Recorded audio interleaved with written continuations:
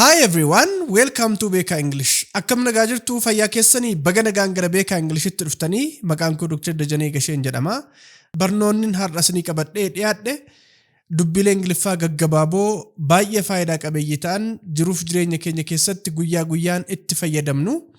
Daawwattoota keenya chaanalii kanaaf haaraa yoo taatan subscribe gochuun dagatiina, viidiyochas like gochuun eegala. Amma kallattumaan gara barnootichaatti dabarra.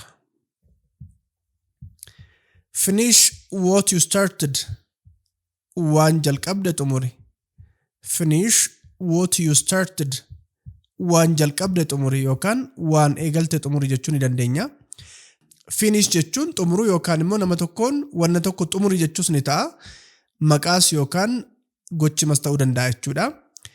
Start jechuun immoo waa eegaluudha. Started immoo past isaati. Kanaaf finish what you started jechuun waan jalqabde yookaan waan eegalte xumuri jechuudha. Wanna kamiyyuu ta'uu danda'a nama tokkoon wanna eegalte xumuri jechuuf finish what you started jechuu dandeenya jechuudha. Make sure it is done. Hojjetamuu isaa mirkaneessi. Make sure it is done. Hojjetamuu isaa mirkaneessi. Make sure jechuun wanna tokko mirkaneessi yookaan mirkaneeffadhu jechuudha. Maalummaa isaa yookaan maal akka ta'e jechuuf itti fayyadamuu dandeenya yookaan wanna kamiifuu itti fayyadamuu dandeenya wanna tokko mirkaneessi jechuuf. It is jechuun immoo short form ta'eeti. Done jechuun hojjetamuu jechuudha akka galma kanaatti. Kanaaf make sure it is done jechuun hojjetamuu isaa mirkaneessi jechuudha. Wanna hojjetamu kamiifuu itti fayyadamuu dandeessu. Fakkeenyaaf wanni tokko hojjetameera moo hin hojjetamne jettanii shakkii keessa jirtu yoo ta'e nama tokkoon please make sure it is done yoo jettan maaloo wanni sun hojjetamuu isaa mirkaneessii jechuu keessan agarsiisa jechuudha. No rush. Jarjaruun hin barbaachisu. No rush. Jarjaruun hin barbaachisu. Rush jechuun jarjaruu ariifachuu jechuudha wanna tokkotti. Namni tokko no rush yoo isiniin jedhe jarjaruun yookaan ariifachuun hin barbaachisu yookaan hin jarjariin yookaan hin ariifatiin jechuudha. Wanna tokko hojjechaa jirtu yoo ta'e hin jarjariin tasgabbaayii wanni ariifattuuf hin jirtu tasgabbiitu barbaachisaa jechuuf namni tokko no rush sin jechuu danda'a. Keep your head up. Abdii hin kutatin. Keep your head up. Abdii hin kutatin. Kun idiomatic expression yookaan jechama nama tokkoon keep your head up yoo jettaniini abdiin kutatiin jabaadhu jajjabaadhu jettanii jajjabeessuu keessan agarsiisa. Fakkeenyaaf namni tokko miira abdii kutachuu keessa galuu danda'a. Kanaaf nama kana yeroo jajjabeessan keep your head up yoo jettaniini jajjabaadhu abdiin kutatiini abdii kutachuun hin barbaachisu jettanii haamilee toruu keessan agarsiisa jechuudha. Don't panic. Hin nahiin yookaan hin rifatiin. Don't panic. Hin nahiin yookaan hin rifatiin. Panic gochuun nahuu rifachuu miira dhiphinaa keessa galuu jechuudha. Wanni nama rifachiisu, wanni nama sodaachisu tokko yoo uumame namni tokko panic godhe jechuun baay'ee nahee, baay'ee rifatee miira dhiphachuu keessa galee jechuudha. Kanaaf nama tokkoon don't panic yoo jettaniini hin nahiin yookaan hin rifatiin jettanii jajjabeessuu keessan agarsiisa. Stay patient. Obsa qabaadhu. Stay patient. Obsa qabaadhu. Namni tokko patient ta'e jechuun obsa qabaate jechuudha. Kanaaf stay patient yoo isiniin jedhe namni tokko obsa qabaadhu, obsii jedhee akkasin tasgabbooftan yookaan akkasin wanna tokkoof obsa qabaattan sin gorsuusaa agarsiisa. Don't stress about it. Itti hin dhiphatin. Don't stress about it. Itti hin dhiphatin. Stress gochuu jechuun waa'ee wanna tokko dhiphachuu jechuudha. Sababni isaa kamiyyuu ta'uu danda'a. Waan nama dhiphisutti dhiphachuu jechuudha. About jechuun waa'ee jechuudha. About it yeroo jennu immoo waa'ee isaa jechuudha. Waa'ee wanna kamiyyuu ta'uu danda'a. Wanna jiruuf jireenya keenya keessatti nu mudatu. Kanaaf don't jechuun hin godhin jechuu waan ta'eef don't stress about it yoo isin jedhe namni tokko itti hin dhiphatin jechuudha. Waa'ee dhimma tokko, gocha tokko, taatee tokkotti akkasin hin dhiphanne sin jajjabeessuuf yookaan sinitti himuuf don't stress about it sin jechuu danda'a namni tokko. That is life. Jireenya akkasuma. That is life. Jireenya akkasuma. That's life jechuun jireenya akkasuma. Jireenya keessa kun jira. Jireenya keessa kun nama mudachuu danda'a jedhee namni tokko fakkeenyaaf yoo waa si mudate yookaan wanni tokko yoo uumame that's life yoo isiniin jedhe jireenyatu kana qabaa, jireenya keessa kun jira, jireenya akkasumaa, kanaafuu kun nama mudataa jedhee wanni sin mudate waan adda akka hin taaneef jiruuf jireenya keenya keessatti waan nu mudatu ta'uusaa nu hubachiisuuf that's life sin jechuu danda'a. Happy to help. Gargaaruu kootti gammadeera. Happy to help. Gargaaruu kootti gammadeera. Yookaan si gargaaruu kootti gammadeera jechuus ni dandeenya. Namni sun ni beekama yoo ta'e. Kana yoomitti fayyadamnaa help jechuun nama gargaaruudha. Happy jechuun immoo gammaduudha. Nama tokko gargaartanii thank you for your help, thank you for your support ni jechuu danda'a. Waan na gargaarteef ulfaadhus ni jechuu danda'a. Happy to help yoo jettaniini waan si gargaareef, waan gargaarsa si godheef anis gammadeen jira jechuudha. Kun egaa warra native speakers yookaan immoo afaan dhalootaa isaanii Ingiliffaa ta'e biratti baay'ee beekamaadha. Yeroo baay'ee biyya keenya keessatti nama tokko gargaaree kaane homaa miti rakkina hin qabu, kun homaa jechuu miti jenna. Isaan biratti garuu happy to help jechuun si gargaaruu kootti gammadeera, gargaarsa gochuu kootti gammadeera jechuun itti fayyadamu jechuudha. Don't hesitate to ask. Gaafachuu hin saalfatiin. Don't hesitate to ask. Gaafachuu hin saalfatiin. Hesitate gochuu jechuun hiika adda addaa qaba. Waa tokko saalfachuu, mamuu yookaan immoo waa tokko gochuuf sodaachuu ta'uu ni danda'a jechuudha. Keessumaa qaana'uu jechuu ni dandeenya. Kanaaf namni tokko akkas gochuuf hin saalfatiin, hin qaana'iin, gaafadhuu, hin mamiin jechuuf don't hesitate to ask sinin jechuu danda'a. Ask jechuun gaafachuu waan ta'eef. It's all in hand. Hunduu to'annoo jala jira. It's all in hand. Hunduu to'annoo jala jira. It's all in hand jechuun hunduu harka keessa jira jechuu otoo hin taane yookaan osoo hin taane wanni tokko to'annoo jala jira jechuudha. Fakkeenyaaf haalli wayii uumameera ta'uu danda'a. Haala sana to'attaniitti yoo ta'e erga to'attanii kaatanii it's all in hand yoo jettan hunduu to'annoo jala jira, hunduu to'atameera, wanni hin to'atamne yookaan sodaa ta'u hin jiru jechuu keessan agarsiisa. It's a deal. Walii galleerra. It's a deal.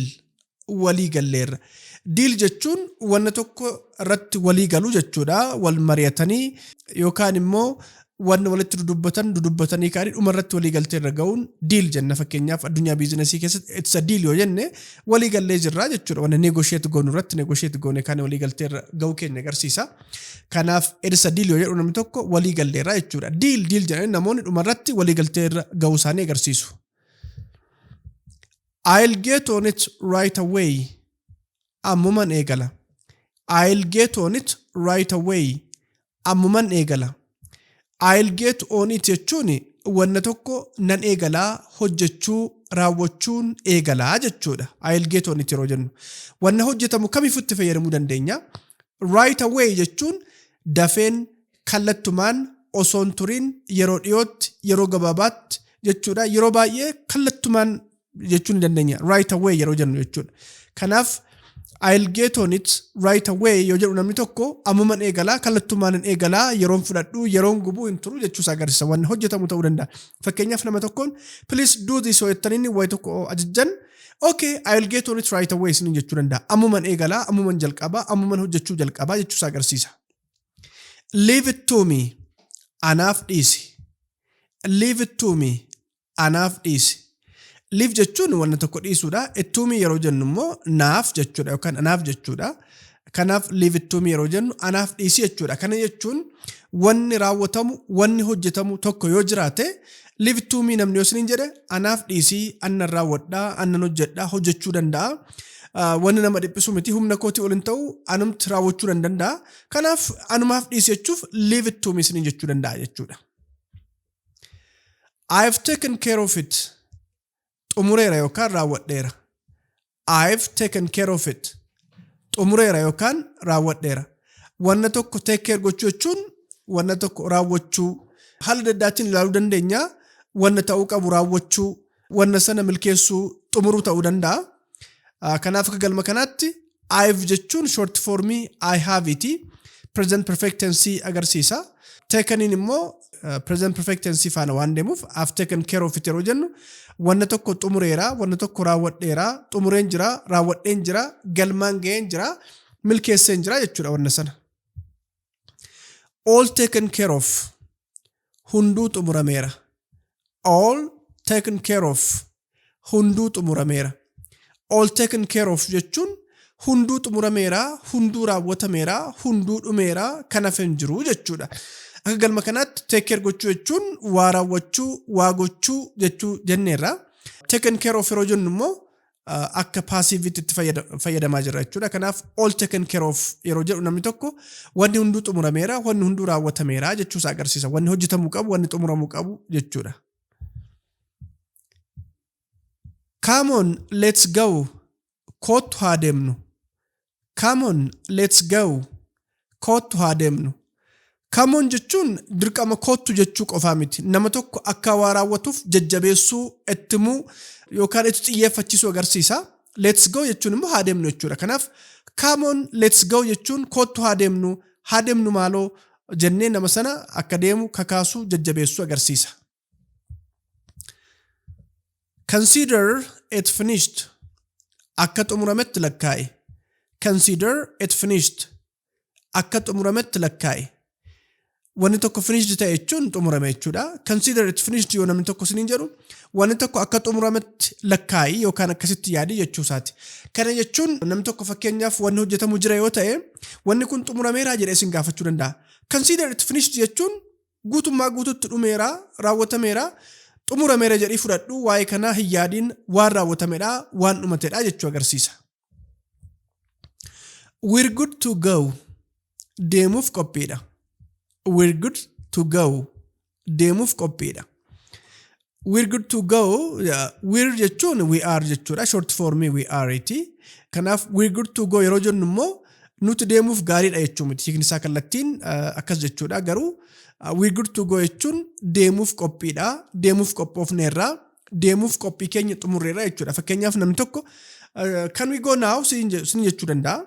Akka qophooftaniif akka qophoofne adda baasuuf amma deemuu dandeenya sin jechuu danda'a. Yes, we're good to go yoo jettaniini eeyyen deemuuf qophiidha. Deemuuf qophii keenya xumurreerra deemuu dandeenya jechuu keessan agarsiisa. Don't say anything. Homaa hin dubbatiin. Don't say anything. Homaa hin dubbatiin. Don't say jechuun hin dubbatiin jechuudha.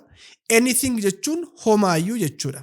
Kanaaf don't say anything yeroo sin jedhu namni tokko homaa hin dubbatiin callisii jechuusaa agarsiisa. Kana jechuun fakkeenyaaf yoo callisuu qabdu taatanii homaa hin dubbatiin callisii jechuudha. Yookaan immoo gama biraatiin wanna tokko namatti hin dubbatini icciitii godhiitii qabadhu jechuus ta'uu ni danda'a. It's ready for you. Siif qophaa'eera. It's ready for you. Siif qophaa'eera. Wanni tokko ready ta'e jechuun qophaa'eera jechuudha. For you jechuun immoo siif jechuudha. Kanaaf it's ready for you jechuun siif qophaa'eera jechuudha. Fakkeenyaaf namni tokko wanni tokko yookaan meeshaan tokko akka qophaa'uuf eega yoo ta'e is it ready now sinin jechuu danda'a. Wanni sun qophaa'eera amma yoo sinin jedhe yes it's ready for you jettaniini eeyyen siif qophaa'eera. Qophaa'eera kanaaf yoo fudhatu ta'e fudhachuu dandeessa. Yoo wanna tokko itti hojjechuuf deemte immoo itti hojjechuu dandeessa jechuu ta'uu ni danda'a. Walumaa galatti wanni ati eegdu sun siif qophaa'eera jechuuf it's ready for you jenna. Don't waste my time. Yeroo koo hin qisaasessin. Don't waste my time. Yeroo koo hin qisaasessin. Wanna tokko waste gochuu jechuun qisaasessuu haala fayyadamuu qabnuun itti fayyadamuu dhabuu jechuudha. Time jechuun immoo yeroodha. Don't jechuun akkasin godhin jechuu waan ta'eef don't waste my time yoo namni tokko sinin jedhu yeroo koo hin qisaasessinii jechuudha. Fakkeenyaaf wanna hin malletti yeroo koo na jalaan gubiinii yookaan immoo callistaniituma namni suni hojiitiin qabameera yoo ta'e yoo wanna biraa hojjechiiftu yookaan immoo wanna biraa taasiftu ta'e don't waste my time sinin jechuu danda'a. Kana jechuun yeroo koo hin qisaasessin yeroo koo na jalaan gubiin jedhee namni suni akka yeroo isaa itti fayyadamuu barbaadu sinitti himaa jira jechuudha. All set to begin. Jalqabuuf qophiidha. All set to begin. Jalqabuuf qophiidha. All set jechuun wanni hundumtuu qophii ta'eera, qophaa'eera, ready ta'eera jechuudha. Begin jechuun immoo jalqabuu yookaan eegaluu waan ta'eef all set to begin jechuun jalqabuuf qophiidha jechuudha. Wanna tokko wanna jalqabuu qabdan, wanna hojjechuu qabdan hojjechuuf wanni hunduu qophii ta'ee jira yookaan immoo ready ta'ee jira qophaa'uu ni danda'ama jechuudha. Time to roll. Yeroon deemuu ga'eera. Time to roll. Yeroon deemuu ga'eera. Roll jechuun akka galma kanaatti deemuu jechuudha. Kanaaf time to roll yeroo jennu walumaa galatti yeroon deemuu ga'eeraa amma yeroo deemichaati yoon deemna ta'e haa deemnu yookaan immoo deemuu irratti haa xiyyeeffannu jechuu agarsiisa. Let's jump in haa jalqabnu. Let's jump in haa jalqabnu. Jump in jechuun wanna tokko eegaluu jechuudha malee qaamaan keessatti utaaluu jechuu miti wanna sana keessatti. Kanaaf let's jump in yeroo jedhu namni tokko wanna tokko haa jalqabnu haa eegallu jechuudha. Let's kick things off haa eegallu. Let's kick things off haa eegallu. Wanna tokko kick off gochuu jechuun wanna sana eegaluu jechuudha. Phrasal verbiidha kuni. Let's kick it off yoo jedhe namni tokko wanna eegallu wanna jalqabnu sana haa eegallu jechuusaa agarsiisa. Kanaaf let's kick things off jechuun haa eegallu yookaan wantoota haa eegallu jechuu dandeenya. Things jechuun wantoota jechuu waan ta'eef yookaan immoo gabaabumatti haa eegallu jechuu dandeenya. Wanna eegallu kamiifuu itti fayyadamuu dandeenya. Kick off gochuu jechuun eegallu jechuu waan ta'eef. We're off deemuuf ka'aa jirra. We're off deemuuf ka'aa jirra. We're jechuun short form we are iti. Kanaaf we're off jechuun immoo deemuuf ka'aa jirra. Yookaan immoo qaata deemuuf already eegalleera jechuus ta'uu danda'a. Hin fagaanne garuu amma eegalle jechuufis we're off jechuu dandeenya yookaan immoo deemuuf eegalaa jirra jechuufis itti fayyadamuu dandeenya. Yeroo tokko Ingiliffaan we're about to leave akkuma jennu jechuudha. Deemuuf ka'aa jirra. Sakandii muraasa yookaan daqiiqaa muraasa nu hafeera. Yookaan immoo amma jalqabne jechuufis we're off jechuuf itti fayyadamuu dandeenya. Here we go kunoo eegalle. Here we go kunoo eegalle. Here we go jechuun yeroo baay'ee hiika adda addaa qabaachuu danda'a. Yoo waa eegalle ta'e kunoo eegalle jechuudha. Fakkeenyaaf namni tokko waa dubbatee ka'ee kana gochuuf deemna akkas gochuuf deemna sinin jedhee ka'e here we go yoo sinin jedhe kunoo wanna sana gochuu eegalle wanna sana raawwachuu eegalle jechuusaa agarsiisa. Waa hojjechuuf deemti yoo ta'e here we go yoo sinin jedhe kunoo wanna sana hojjechuuf eegalle jechuudha. Waa fakkeenyaaf amma onlaayinii waa sinii banaa yoo jira ta'e here we go yoo sinin jedhe waa eegalsiise kunoo wanna sana eegalsiise jechuusaa sin agarsiisuu danda'a jechuudha. Stay in your place bakka kee ture. Stay in your place bakka kee ture. Stay jechuun turuu jechuudha bakka tokko. In your place jechuun immoo bakka kee jechuudha. Place jechuun bakka jechuu waan ta'eef kanaaf stay in your place jechuun bakka kee ture jechuudha. Namni tokko taa'eera ta'uu danda'a, dhaabateera ta'uu danda'a, sababa kamiifuu ta'uu danda'a. Namni sun bakkuma jiru akka turu yoo barbaaddu yoo ta'e stay in your place yoo jettaniini bakka kee turii achiin deemiin, achiin socho'iin, achiin ka'iin jechuu ta'uu ni danda'a. Keep an eye out. Dammaqii eegi. Keep an eye out. Dammaqii eegi. Keep an eye out jechuun dammaqinaan wanna tokko eegi hin dagatiinii dammaqina qabaadhu jechuudha. Kanaaf gabaabumatti wanna kamiyyuu ta'uu danda'a. Wanna tokko dammaqinaan eeguuf yookaan akka hin daganne nama tokkotti himuuf keep an eye out jennaani. Make sure it is correct. Sirrii ta'uu isaa mirkaneessi. Make sure it's correct. Sirrii ta'uu isaa mirkaneessi. Wanni tokko correct jechuun sirriidha jechuudha. Make sure jechuun immoo mirkaneessi jechuudha. Kanaaf make sure it's correct jechuun sirrii ta'uu isaa mirkaneessi jechuudha. Wanna kamiyyuu ta'uu danda'a. Wanni tokko akka sirrii moo sirrii hin taane adda baafachuuf yoo nama tokkoon make sure it's correct jettaniini wanni sun sirrii ta'uu isaa mirkaneessi adda baasii yookaan mirkaneeffadhu jechuudha. Don't rush your decision. Murtootti hin ariifatiin. Don't rush your decision. Murtootti hin ariifatiin. Decision jechuun murtoo yookaan murtii jechuudha. Rush jechuun immoo ariifachuudha. Don't jechuun hin godhin jechuu waan ta'eef don't rush your decision namni osoo hin jedhe murtootti hin ariifatiini tasgabbaa'itii wanni murteessuu qabdu murteessii jechuudha. Barnoota kanarraa baay'ee fayyadamtaniitu jedheen abdii guddaa qaba. Ammas chaanalichi subscribe goonee yoo ta'e subscribe gochuu viidiyicha immoo like goonee yoo ta'e like gochuun dagatiinaa yaada qabdanis commentiin share nuuf godhaa.